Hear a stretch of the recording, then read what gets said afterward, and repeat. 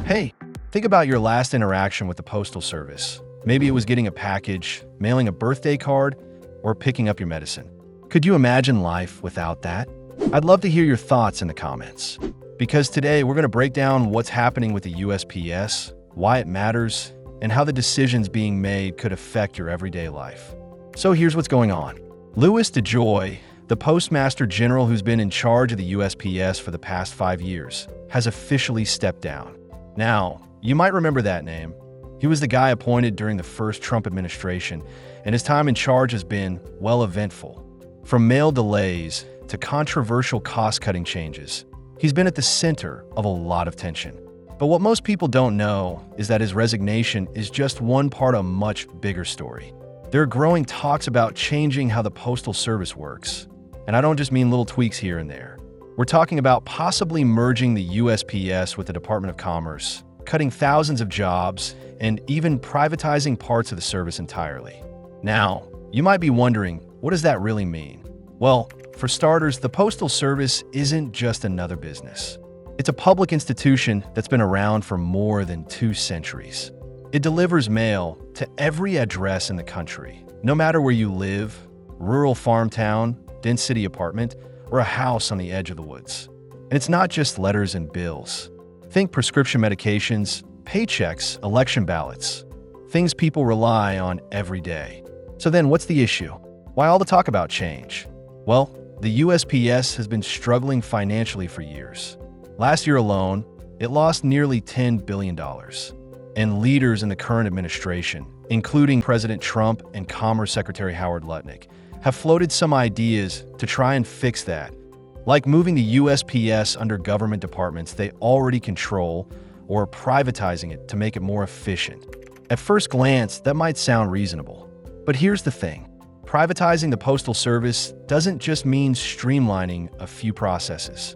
According to internal documents and even leaked memos from major banks like Wells Fargo, the real plan includes slashing union jobs, selling off post office buildings, and raising prices on things like shipping and postage by up to 140%. That could hit a lot of folks hard, especially small businesses, seniors on fixed incomes, and people living in remote areas.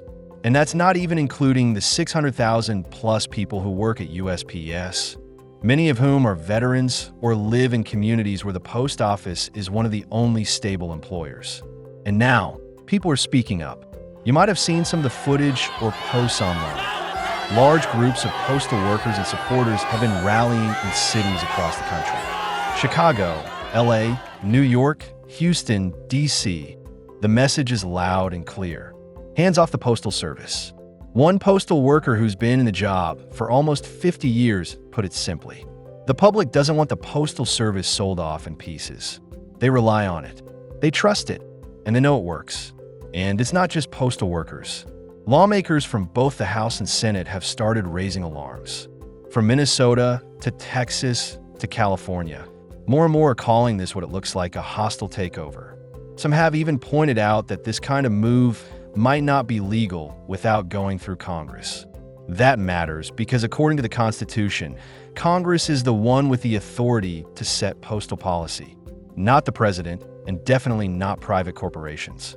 Right now, the Postal Service is in a bit of a transition.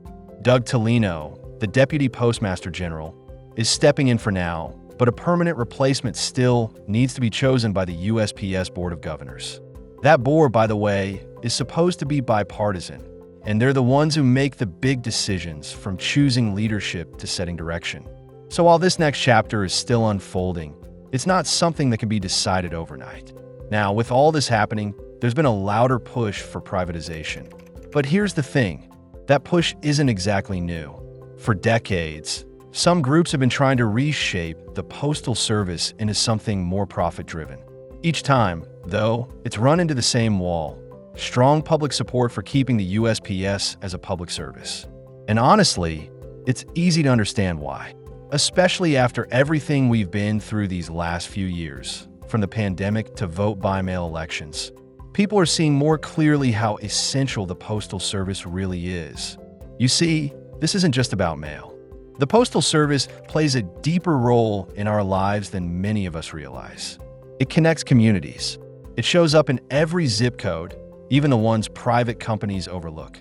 For a lot of folks, especially seniors or people living in rural areas, the mail is how they get life-saving medications, Social Security checks, or just a letter from a loved one.